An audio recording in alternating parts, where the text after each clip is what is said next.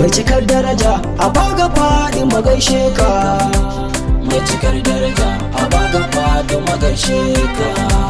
ya mafi girma da buwaya ubangiji Allah, sanya tasirin wanda ta kuniya jalla, ya tafi da abin da na so na furtawa Abdallah, shi Abul Qasim manzon da shi na kaba sallah.